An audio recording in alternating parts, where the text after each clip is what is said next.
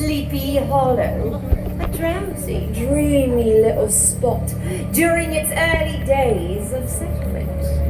Legend has it the place was bewitched by a high German doctor during the early days of settlement. Others say that an old Indian chief, the prophet or wizard of his tribe, held his powwows there, stirring dark spirits long before the country was discovered. Certain it is for all who pass through Sleepy Hollow, inhale the witching power in the air. Holding a spell over the minds of good people. In the cases, their souls finding themselves in purgatory, trying to escape their fate. Ghostly women wail in white gowns. My beloved, have you come for me? Traitorous soldiers weep from the weeping willow trees. What party are you from? And of course, the primary spirit that haunts this enchanted region, the galloping Hessian, roams nightly on his unending quest for his head.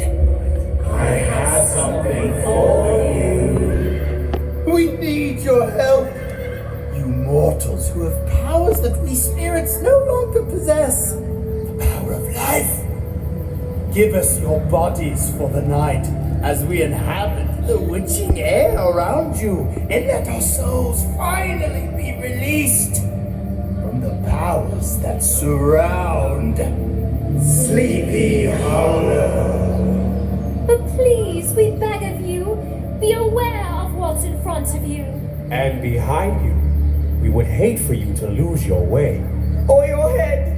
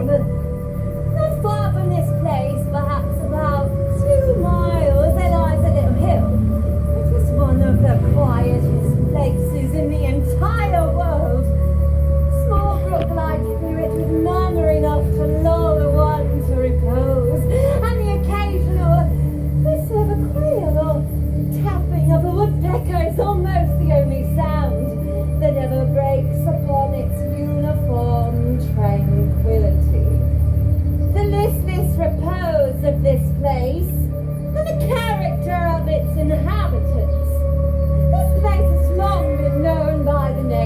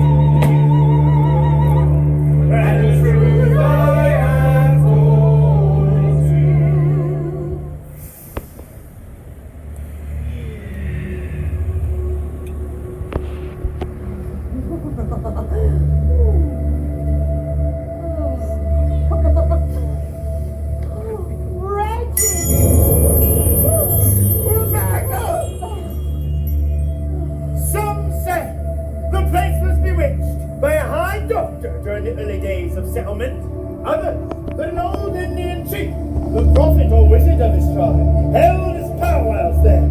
Certain it is, the place still continues under the sway of some witching power that holds a spell over the minds of the good people who settle there. However wide awake they may have been before they entered that sleepy region, they are sure in a little time to be subject to trances, visions, and voices in the air. The whole neighborhood abounds with local tales, haunted spots, and twilight superstitions.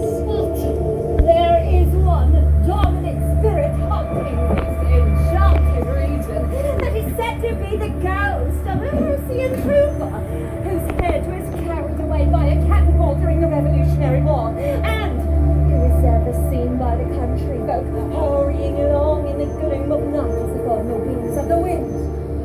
The ghost rides forth to the scene of the battle in quest of his missing head. This spectre is known in all the country firesides as The Headless Horseman of Sleepy Hollow! And in this vile place of nature came a worthy wight by the name of Ichabod Crane. He was small but exceedingly lank, With narrow shoulders, long arms and legs, hands that dangled a mile out of his coat sleeve. feet that might have served as shovels. His head was small, but with a long sniped nose like a weather vane perched upon his spindle neck to tell which way the wind blew. To see him striding along a hill on a windy day, one might have mistaken him for a scarecrow eloped from a cornfield. It was, in fact, an odd mixture of small shrewdness and simple credulity. Long before he came to this bewitched little town, he had developed a wicked appetite for the marvelous. No tale was too gross or monstrous for his capacious swallow. It was often his delight to wonder at the witching hour, flattering his excited imagination, for he had seen many spectres in his time. More than once, in his mere terrors of the night, had been beset by Satan in divers shapes.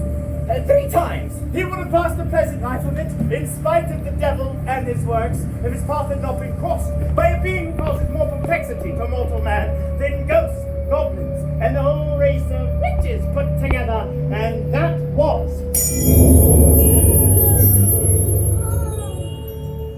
a woman. Her name was Katrina Van Tassel, the only child of a substantial Dutch farmer. She was a blooming lass of fresh 18. 16. Ooh. Right. And university famed not merely for her beauty, but for her vast expectations. Oh, miss. Pardon me, miss, but would you tell me where I am? Have I passed Tarry Town? Teddy Town. You must not be from around these parts. This is Teddy Town. Ah, of course. Tarry Town. The housewives call it Teddy Town because their husbands tend to linger about the village tavern. There. Well, if all the women are as enchanting as you are, I see why they tarry on for so long. Forgive me. Not at all. I'm Katrina Van Tassel. Ichabod Crane. Crane. Like the bird. As I was saying, she was ripe and melting and rosy cheeked as one of her father's peaches. She's a bit coquettish, as perceived in her dress, which was of ancient and modern fashions as to set off her charms. With a provokingly short petticoat to display the prettiest foot and ankle in all the country round. Between Ichabod's busy fancy and the vision of the beautiful Katrina, the conquest of his heart was complete. If ever a place whither I might steal from the world in its distractions, I can think of none better than this little valley. And what brings you to this little valley? I'm to be the new schoolmaster at Sleepy Hollow. Sleepy Hollow? What marvelous luck. That's where I live. Oh, perhaps we can travel together. But Katrina was not traveling alone. Scarlet! Oh my dear, I've missed you. Oh, yes. Oh, it's been too long. So long. It'll have to be just a little bit longer though. Some other time. He's making me Boo! I told you not to run off. Well, that isn't funny at all. How come, Katrina? You look so much older when you frown. Who's the scarecrow? Ichabod Crane, like the band. And you are? Abraham von Brunt. Everyone calls me Rome Bones. He was the hero of our country round, which rang with his feats of strength and hardihood. From this, in his Herculean frame, he received his nickname, Brom Bones. He was always ready for either a fight Or a frolic, but he had much more mischief in his composition than ill will. You see, he was famed for his great knowledge of horsemanship. and cockfights and fisticuffs. He's the new schoolmaster. Oh, really? Come on, Katrina. We've got better things to do. Let's be getting home before it gets dark. We don't want to be out and about before the galloping Hessian rides. Galloping Hessian? The headless horseman. Don't tell me you haven't heard the stories. Oh, I've heard tell.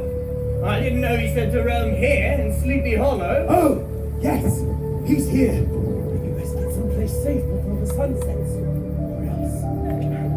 Or else what? Or else you might lose your head. What's the matter, Ichabod? Don't you like ghost stories? Not particularly. Well, then you've come to the wrong town. See you around, schoolboy. And thus did Ichabod Crane come to Sleepy Hollow. Every sound of nature, fueled by hours of dark and mysterious tales, fluttered his excited imagination. Oh, little whippoorwill through the The song. dreary haunting of a screech owl. The sun rustling in the thicket of birds right from their roosts. The fireflies, too, which sparkled most vividly in the darkest places, now and then startled him as one of uncommon brightness would stream across his path.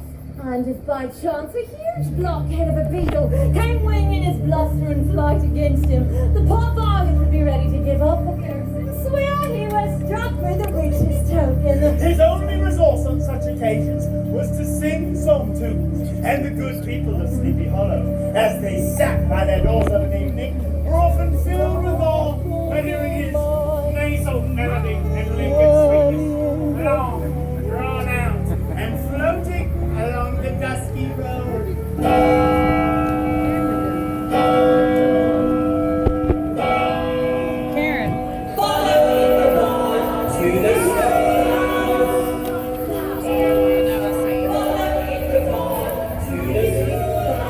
That's my favorite part. Last year it was a free. Fearful shapes and do they want to go that way? Across his top. Snowy night. Streaming across the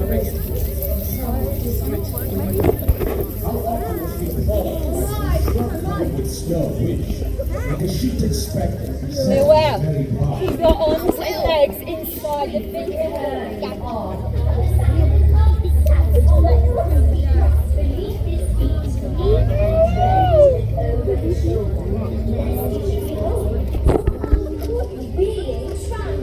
And how often was he beaten, hey, by some rushing blast? How?